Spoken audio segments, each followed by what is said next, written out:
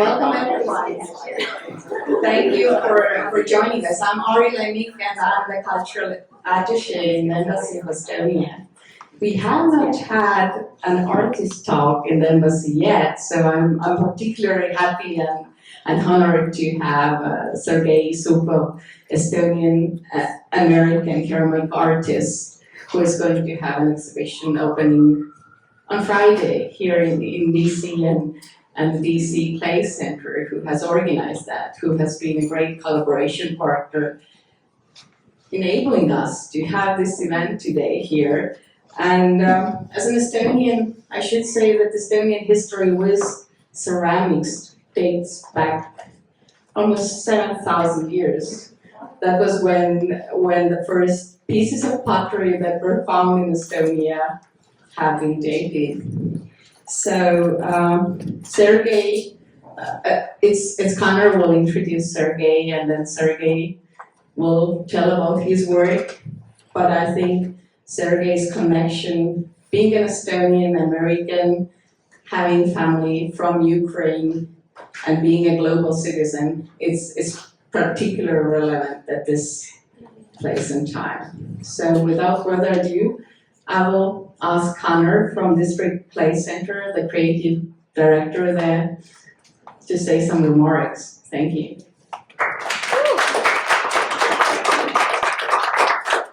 Thank you so much, Aari. I really appreciate the introduction.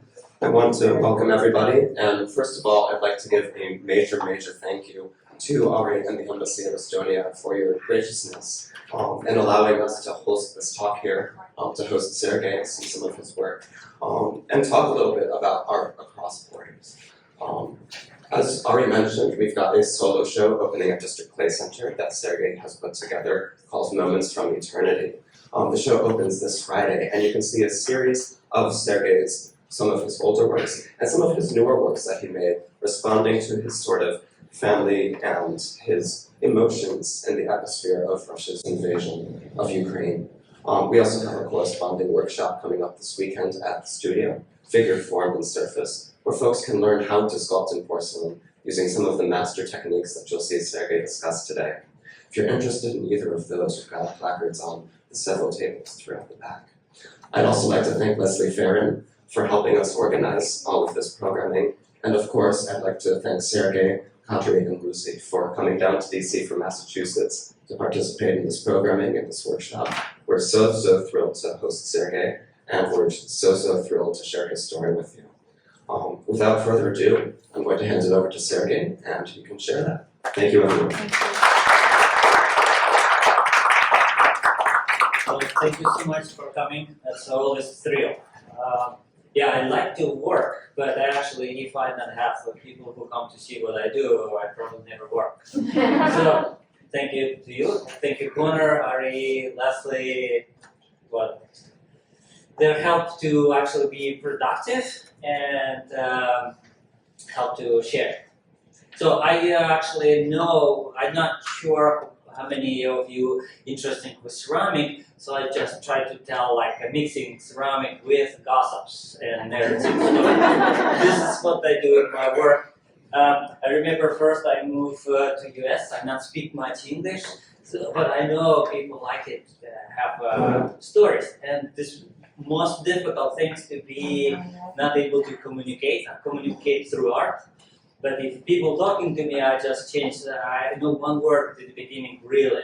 So people talking to me, I said, really? I just look at them. And then I just can't. So this is how I learn English, just like, because I can stand it, not tell stories.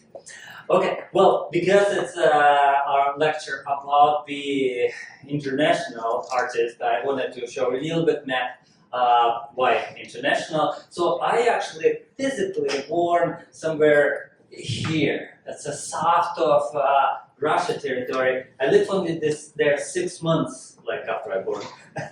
So my grandmother from there, but actually my parents both lived back there in Ukraine, Kyiv, Ukraine. And this is where I grew up and spent all my childhood, teenager good in Ukraine. And after I graduated art school in Ukraine, I moved to Estonia.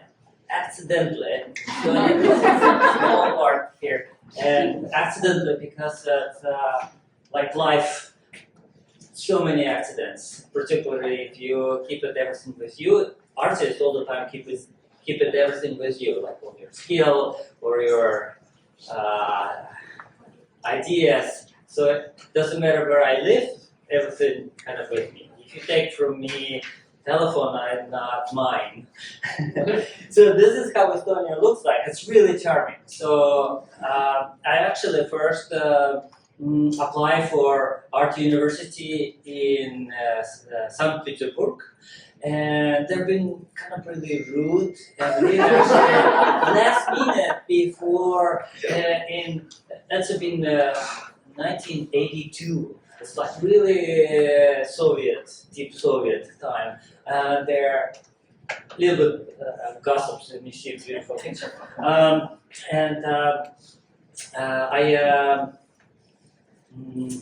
All universities take tests from students in the same day. So you can't have choice. If you miss, if you're not been accepted, you miss year. You know, so it's a big drama. So big drama to what school to select to take a test. Tests usually take like 2 weeks or 3 weeks. All students go in one room and do it. Like you need to do 4 composition, 1 painting, 2 drawings, history, language, and all in the same room, you know. And big competition, probably like 14 people in one spot. So all around you like enemies. You know? So, but this school in St. Petersburg denied me, and this has been, if you look at the map, St. Petersburg somewhere here, and go to Estonia, it's like 1 night train ride. So I go to quickly grab all my stuff, and because I have half a day choice to choose different school. So I go to train station, there are no tickets, I pay bribe conductor and sleep on a kind of hidden spot. They usually have hidden spots for people like me. And I got to Estonia, I've been really charmed, and I kind of really think this place where I wanted to be. And so, and I've been really active students. Like you see this, I've been really happy.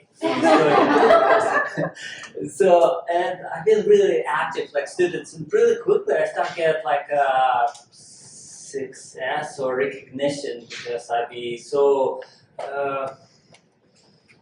like break rules and make a little bit too much.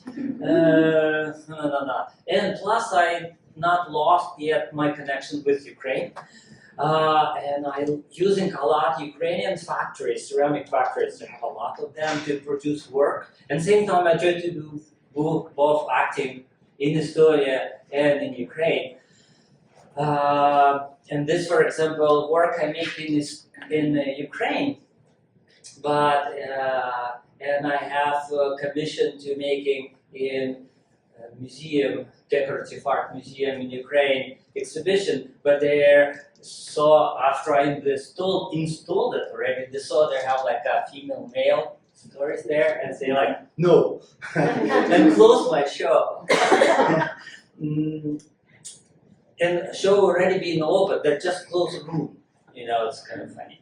But Estonia actually, for example, bought this work, museum decorative art bought this work for their collection. So you see difference between Ukraine and Estonia. Definitely a lot more Estonia. And historically talking, I been accepted to Estonian university,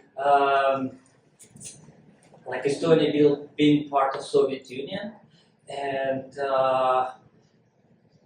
after I graduate, Estonia I have independence. So all this drama and perestroika coming in time where I've been student, and happens to be in the same day where Estonia get vote for being independent. I have opening. Estonia really compact country, so everybody knows each other. I every time say like if you have 5 party, you know everybody. You know population of Estonia. In Estonia, it's 1.3 million people. You know, 5 parties. And you know everybody. So after these meetings, what actually been next door to exhibition, after these meetings, all people come to my opening. So it's like crowded show. Because actually exhibition been about like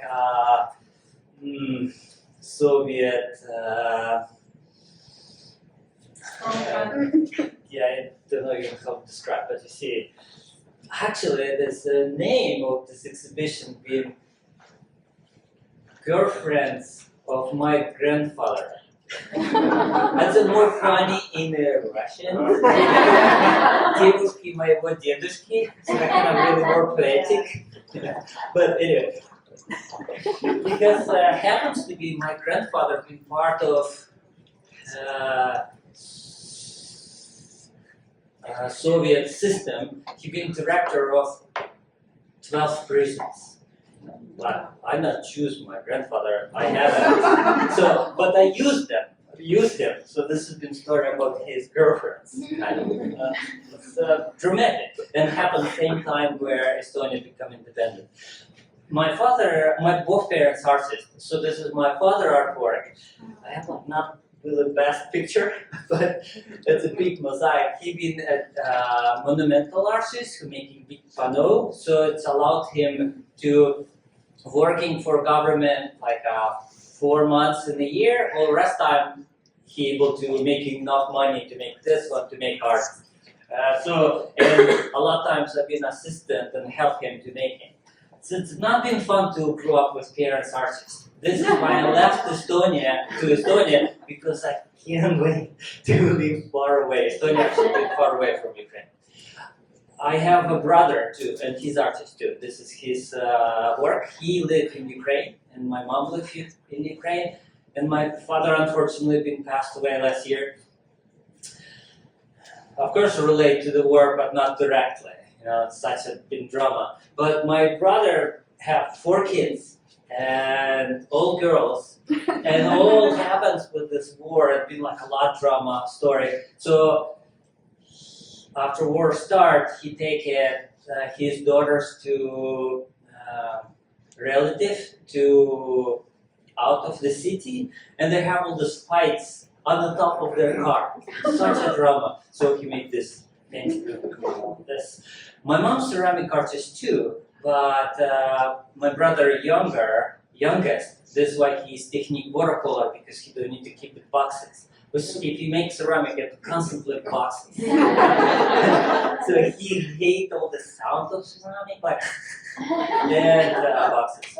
And this is just his work about a precious metal, you know, in Ukraine. If you know history about right now the trade, precious metal to peace. So that's his point of story. That's my mom's work. She's still really active ceramic artist in Ukraine. She thinks her philosophy, art needs to be beautiful. She's not really a big fan of my work. She actually using a lot of my ideas. But she makes everything beautiful, you know. And she actually dress up all the time so well. And she think like if people see in the street, particularly in this time, they need to see it and they feel happy. You know, she put a lot of colors. And she 85 and she's still doing every year exhibition, particularly in Ukraine right now, like all the time have exhibitions. She said, because we talk a lot on through internet, and of course you can't really be direct about war, or I can't really able to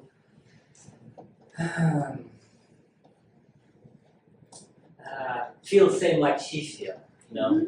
She said, you know, I actually not hear well, so I not hear all the sirens. I'm like, okay, it's like positive.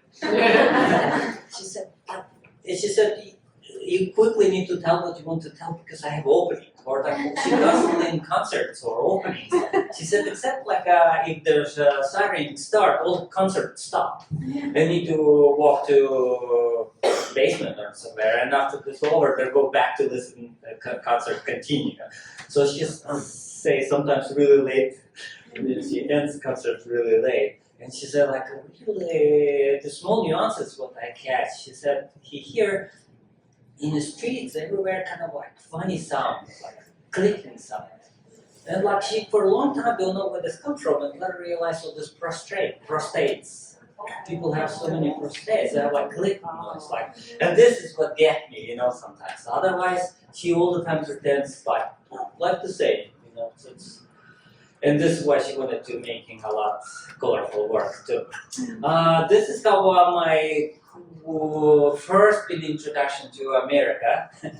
I have this America, what year? 92. They have a big collection of artists from East European bloc, ceramic artists. Some person who collect this work, he saw my work, really like it, and there's been some work in this clay studio in Philadelphia, but been pretty successful. It's funny enough, well, this Leslie Farron, who my dealer, she know my work from this show, previous show, but okay, I'll move on. So I moved here to United States in 1993. Accidentally came like to Estonia. Not so dramatic like bribe somebody to get train right. I've been in a symposium in Latvia. I don't speak English, but I've been international for 6 weeks symposium. And there've been some girl, she doesn't speak Russian, but we dance a lot together. And we have like nice rhythm. And after symposium ended, we still keep it rhythm. So she said, maybe you wanted to come to America? Why? And maybe we won't marry. So, sure, only you need to ask my father to marry me. Okay, but I don't speak English. She said, no worries, I teach you. But same time, she tried to teach me how to ask butter on the table. Because usually if you're students, you just drop butter, you not ask somebody.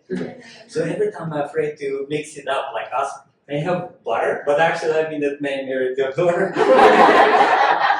So anyway, I not mixed it up. It works. We married and we moved to Louisville, Kentucky. It's really. I'm using this word really often. Really, and because I can do nothing and not speak English much, just really, we start making our business. So she's an artist too, so we start doing production line. This is our first production line. We're kind of mixing like something functional and not functional, really, not functional. We've been married only 3 years. That's exactly how many years you need to get a green card. All my friends think I corrupt. This my marriage been corruption, but it's not. It just happens. You know, like life. But I remember I only wanted to do art, but how you find the dealers or how you find that, you know, like you need to kind of moving on, and I don't know how. So I make portfolio and I show to everybody, like small like books. Bus driver, I said, you want to see it? Then in one point somebody said, oh, you need to talk to my sister. She's like organized this exhibition craft show in Louisville, Kentucky. So I show it to one to another. I say like, oh, you need to apply for Smithsonian show here in Washington, D.C. And I did. Then I actually have like a first year best of show, you know. Before opening, actually I sell out. People remember like, wow, this guy, he sold out. But because I have only like 11 work. But nobody remember how many work I have.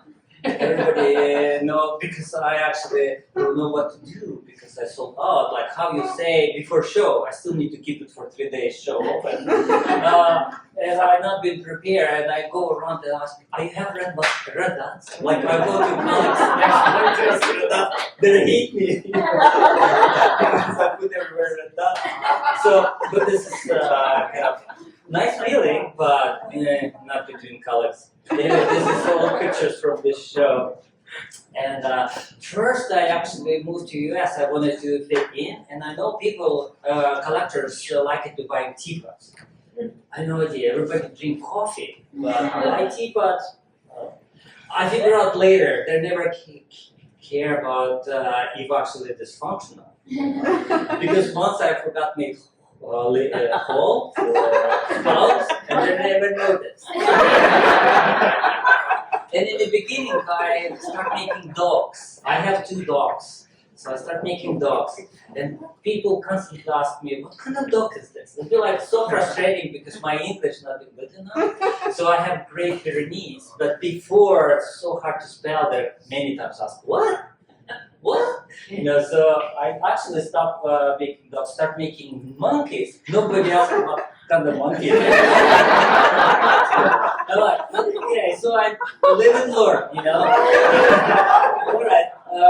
So monkey become after monkey, I start make people. Still start people ask like, who is this? But last after my dogs. I lived 6 years in Louisville, Kentucky. 3 years married and 3 years single. And later I think like, okay, too tight. So I moved to Richmond, Virginia. Totally random place. And I first get placed in a public studio building, and they're not half a place what I wanted. They say like, this place be available in 6 months, but first you have this room, they're been really narrow. And all my work is like no hands. My dealer last affair from my work, she said, why there's no hands? I don't know, it looks cool. And later after I moved in next studio, all get hands. Oh yeah, I reflect space. Space is a bit narrow and my structure narrow. It's funny, this is work what she looked it up, this sculpture. People all the time ask me like, what is story all about? But if I be good storyteller, I could probably be writer, right? So my story not supposed to be tell by words, like what you see, what this is my story. But if you want to sell it, you need to tell, you know, you need to communicate.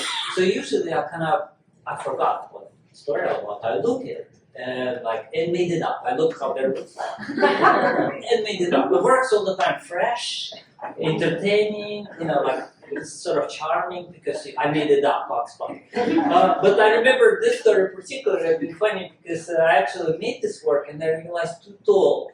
And I need to be a little bit shorter. So I cut her head and moved a little bit like so she fit in the kill. But if I told the story, nobody buy it, right? I'm like, oh, she's looking at it like future. Actually, some museum in Munich bought it. I not tell them real story. Right now, after sold, it's easy to tell that. Yes, my technique, all handmade, making slabs. I don't like to do production. But once I have residency for 3 months in a color factory, what made restroom, toilets, you know, like sinks and stuff like this. So there you need to do production because they have a facility only for using their technique. So I met a lot, and I don't know what to do with that. It's not my technique, but it's a good experience. I even make with this metal too. They have like a facility. But yeah, America's so big, wealthy country, and I explore it. Yeah, like through all this different.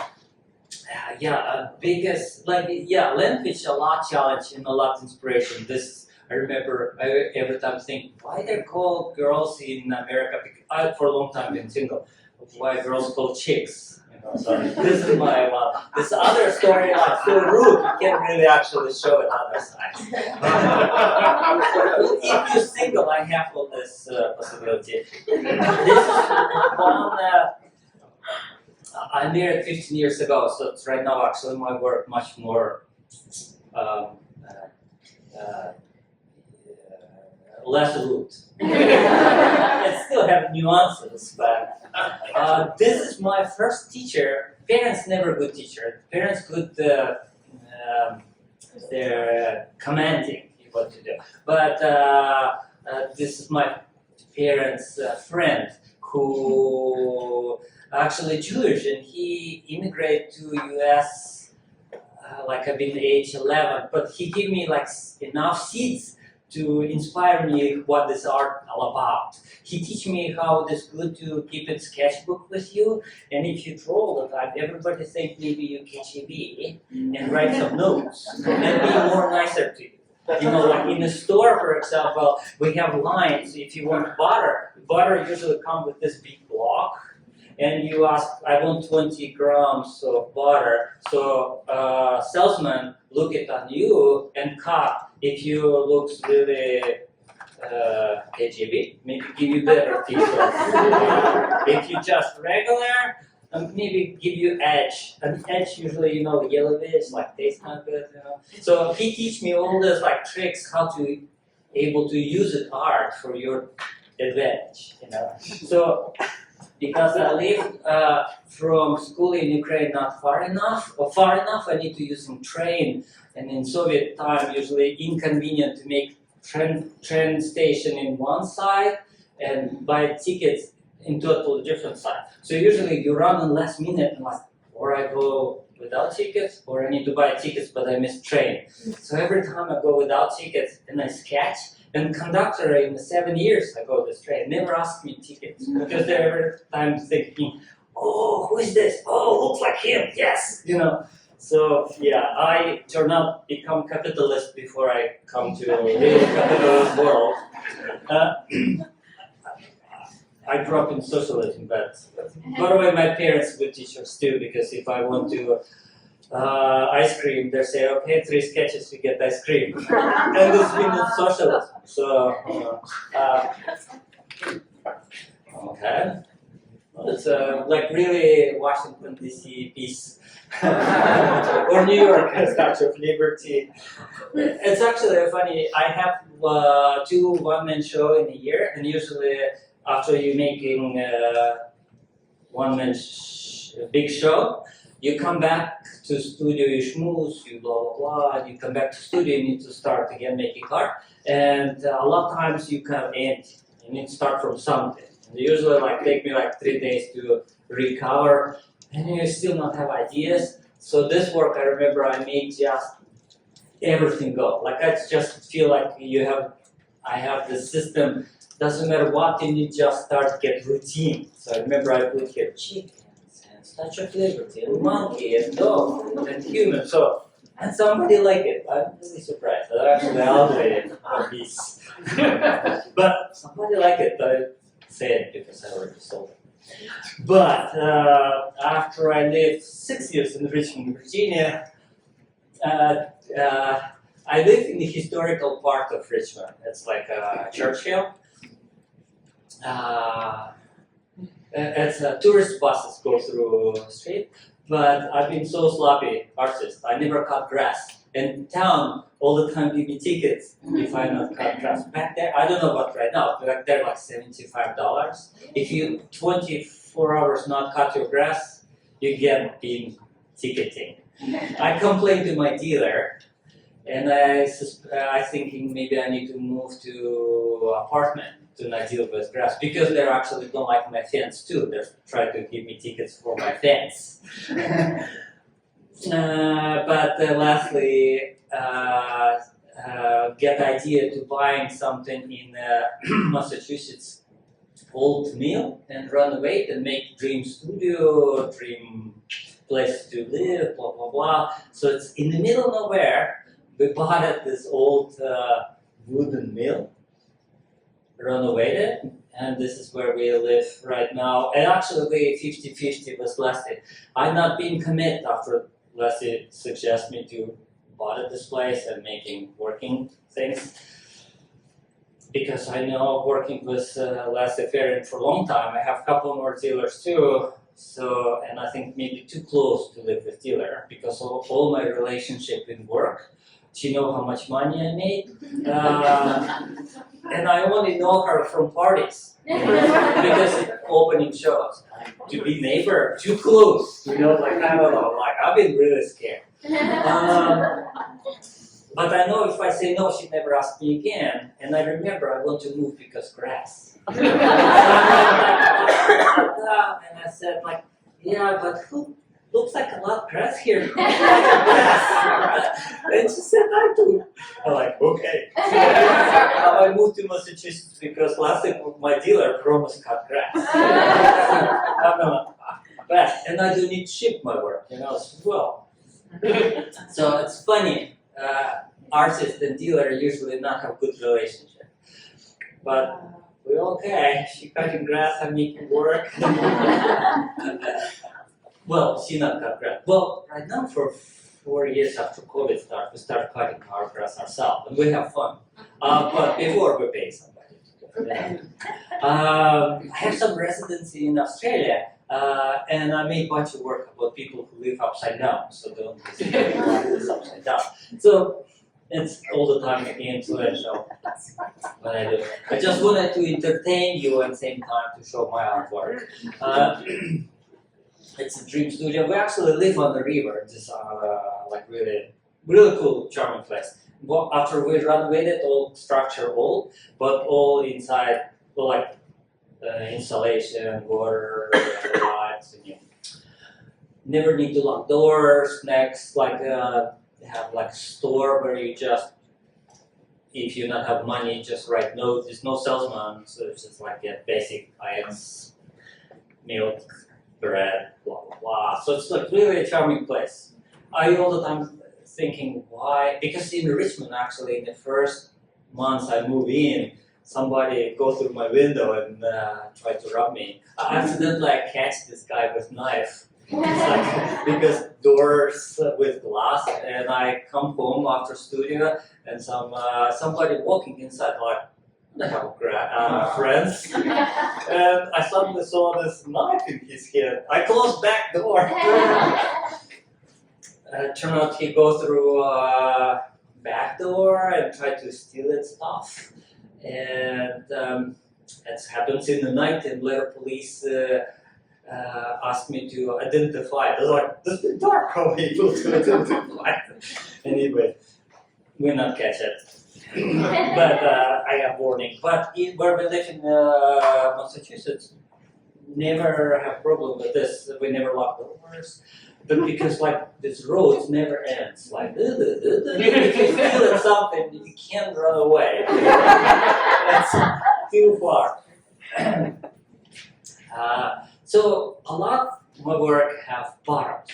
I have this glass underneath. There's not much surprises here, but usually bottoms, it's really, it's my textiles. I'm not making textiles. Usually in work, this is your textile. So I kind of making a little bit more personal stuff, really intimate. Nobody see it anyway. But every time, if you selling your work, what I not do, I have dealer who's selling, but I need to schmooze, you see people already third time locate around work, and you need the last drop, and usually you come to them and start schmoozing and say, you want to see bottom? And usually they're surprised, oh, we have extra. So it works this moments too. I sometimes have, I like it making this size work, but really compact, have all this energy, you not spend so much time to laboring, it's just like poetry, da da da da da, boom. But if you make a large, but it's really hard to fill it out space. I have a lot of times commissioned to make show in museums. In a huge spaces, how you fill it out big space, the small work has disappeared. So sometimes I need to make larger work. I feel like larger artists you are, larger work you need to do. It's supposed to be larger artists you are, more assistants you have. Like assistants. Actually, with my first job, what we do production line in Louisville, Kentucky, we have 5 employees. And one's been so annoying, we fired her, she sued us. Wow, such a trouble. And I promised myself, never have employees, never have assistants. So I'm assistant. So this my work needs to be light enough to use it, like to do it myself. And so I have some big work, but all the time cleverly put together. So it's like every time I'm still able to do it myself, but I stuck them together. Sometimes I do two-dimensional work, just because different. I start actually making because lastly my dealer wanted to put behind my work for exhibition some artists who I don't like it. So she proposed somebody else, I don't like it too, and she been so pissed, she said, do it yourself. So I started making it myself. And let it become regular. Actually, I like to do two-dimensional work. In some way, because it's so easy, you know, like sculpture is so complicated, so many different layers, and they're so flat, so easy, actually will become difficult. Yeah. But this, for example, three-dimensional, see, I'm making sculpture from this, you always have like the other side. So every time I think one side, you're never able to see same time. So one side it's like opening story, other side closing story. It's like little life, you know. It's like small. I feel like work, it's a universe, you know, like nothing you can take it, nothing you can put it in, you know. But it's my philosophy, but hard to actually sometimes describe. But if you feel it, that's great. See, it's the same work, just different sizes. Create that totally different appearance. In 15 years ago, I actually, after all this, my jumping from like exotic dates and relationships, I feel like, oh, so much easy to date somebody who saw some same movies. Not like, who? You know? Actually, my first wife been so mad because she used to, in Saturday, go in the cafe and read newspapers. But it's totally wasting of time in my Soviet experience, and we never read newspapers because only lie there. So 15 years ago, I actually married somebody who I know from same school, from Estonian University, and we have a daughter. And I moved actually to, we wanted to give birth in Estonia, and I lived there and making work, and a lot of work about pregnancy, like all this exotic, like Estonian forest. And my dealer saw after I baking, I all the time sent her pictures when I'm working, and she's like, oh no, in America you never sell pregnant. So like, but you risk it, you know. I mean, what the point to be an artist is to be strict with what sells, what not sells. I like to game. I never sell myself, but I like to playing game to sell, but never directly. So. See how risky be pregnant on the rollerblades? You know? Risky. But after I have a daughter, I realized all apartment full with squeaky toys, and they're so cute. So I start competing with this toys, kids toys. So that's one of my attempting to compete. And I never give her play with my toys, but she needs sometimes not ask. Like I have like big head in the inside my apartment, and after like 3 years, I saw this piece, and I realized she painted all. I never noticed. Take a color pencil. I need to wash it. Luckily, ceramic washable. But anyway, she just painted. I remember she wanted to feed this head, so she played. But yeah, yeah. This is my fashion show. Yeah, yeah. I know a lot of times. Each work, like I mentioned, it's like a universe. You don't need to buy two work to have, you know, you don't need to get more work like one that's supposed to be complete. This second work maybe does not give extra. Anyway, but once in a while, there still create some sort of group. Maybe this is how I work. Usually, I have two stages. You're making clay and you're painting on a clay. So it's like two totally different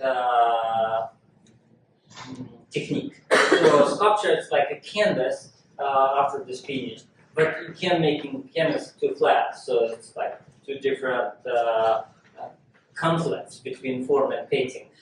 I like to break these nuances, but technically I'm probably making, because if you build work, it's like take it 4 or 5 days dry before you're able to paint. So maybe I'm making like 4 or 5 pieces of work and later come back to painting. So this like kind of not by my calculation become kind of relate because you've done so close to each other. I noticed too, if I make work like 3 weeks, longer like 3 weeks, I forgot why I started. So like I need to be like really quick. And because all kind of emotional, I need to remember why I started.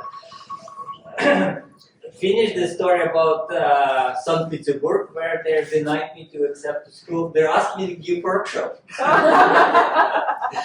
Well, I tell them all truth, about their school.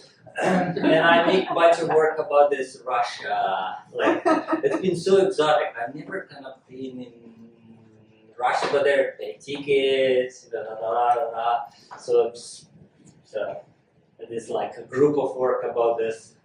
Russia, all these bears on the street for photographs, exotic and fierce same time. So,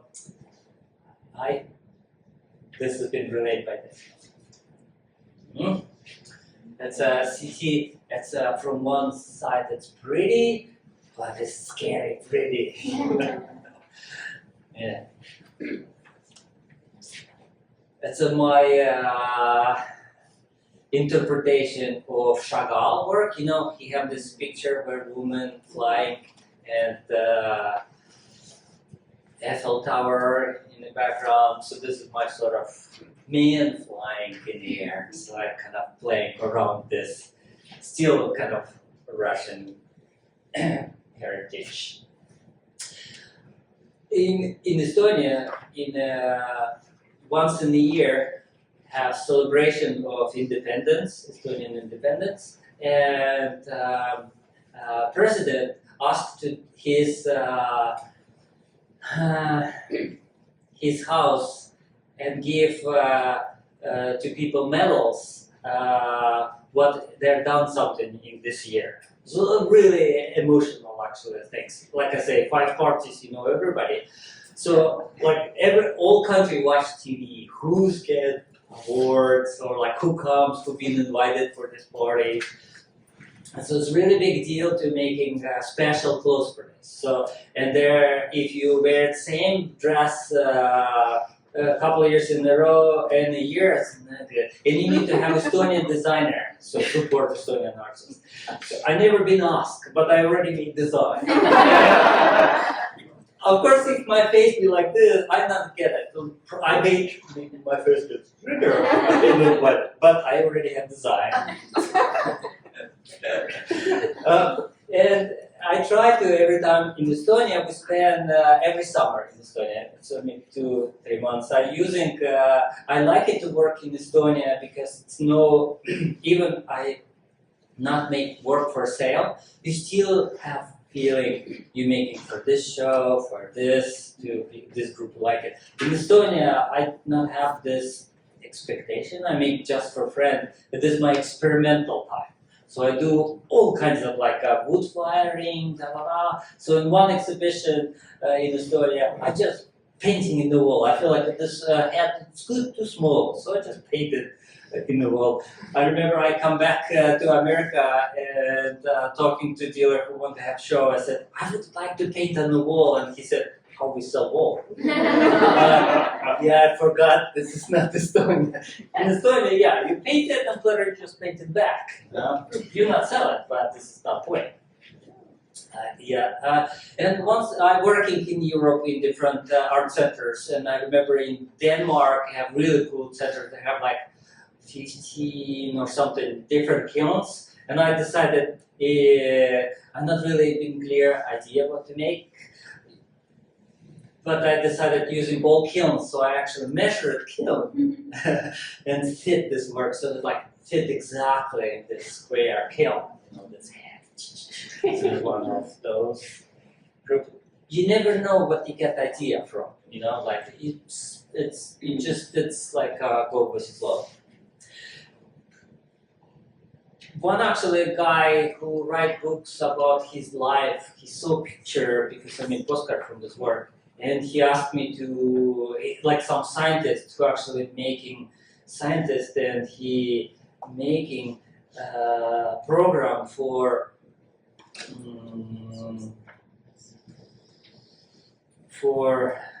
insurances or something like really complicated program. So he asked me to using this picture for his autobiographical book for France, because he said, this is exactly what about my life. Somebody said it looks like Putin. I don't know. I'm not maybe. So other side like have like more intimate. Just one more design. I think too much about this whole methods. Maybe. Yeah. Sometimes I'm making large work.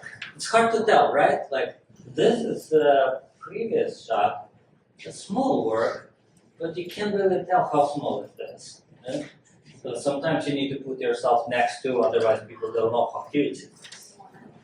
Yeah, this is come with parts. So I actually not glued them, I just stuck on the top of each other. So because I don't have assistants, I need to do it myself. So I need to, if I not sell, I need to keep it. So I need sure I have space to keep it. So it's like I have big basement. They're still in the basement, actually. Is somebody interested? You have two sides. You want to see bottom? Probably have something in the bottom. Just check. Yeah, this is sometimes, see, I don't have big muscles, but I have big ego. Right? Yeah, this has been big retrospective exhibition in Aari Museum, Art Museum. So this has been kind of I try to figure out. So that's been my design. So this woman is sort of my inspiration. She blow air and this like in each shelf like this is go through like this is 10 years ago, 9 years ago, 8 years ago, no. So like in sort of retrospective. In the end, I made 3 sculptures. Like, well, if you want this one, I made this one. Yeah. Yeah, I wanted to actually show a little bit process how I able to make it so light, because I made from slabs and I just glued them together and pushing this like steel clay so soft, you're pushing from inside, added clay, pushing, pulling, and in the end, you have this work.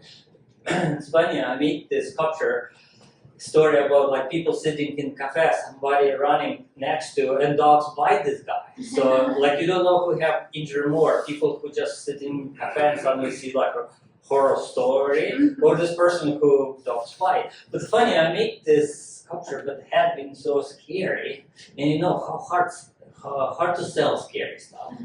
So, and in one point, this head fall down, or like, yeah, heads fall down. Maybe because even clay don't like this here. So I need to more like, so I make next one heavy, and then it's okay. See? happy guy. So, okay, so story turned different sides. So if people ask what the story all about, I need to think twice what the story all about. I give workshops. Somebody asked me like if I teach. I'm not teaching. I'm like so prolific artist, and I have such a good dealer, so I'm able to make enough to make next work. So, but I give workshops because people wanted to learn how I'm making, and I really like to be in the stage. Usually, it's so rare to be able to be in the stage and somebody pay attention. Usually at home, you need to wash dishes or cleaning or what you're doing or what you're saying. But if you're in the stage like right now, I really like what I say. So I give a lot of workshops, and every time you give workshop, you have like work, but not really good enough to be so like universe, but they're still cool enough. So I kind of decided to like put them all together in one big picture. So all this come from different places, at different time of my sort of ceramic experience. Yeah. This is actually important. First, I made this in Estonia, kiln and wood firing. I never sell wood firing because people not recognize this is the same artist. You know, in America, you need to how collector like it. If they recognize your work from distance, don't need to see signature. It's just like, oh, it's Sergei work, you know. But if like this, so different. But it's still cool work. Yeah, this is what group actually I wanna like this group show what I show it here. So this is one of my mission. It's my car mechanic. He lives in the forest. I really like him, so I made work about him, and he charged me only for parts, not for work. Yeah, I help him. I know karma better, and you know, if you're living in middle of nowhere, you need to be friends with everybody. I give him like my art. He's really thrilled.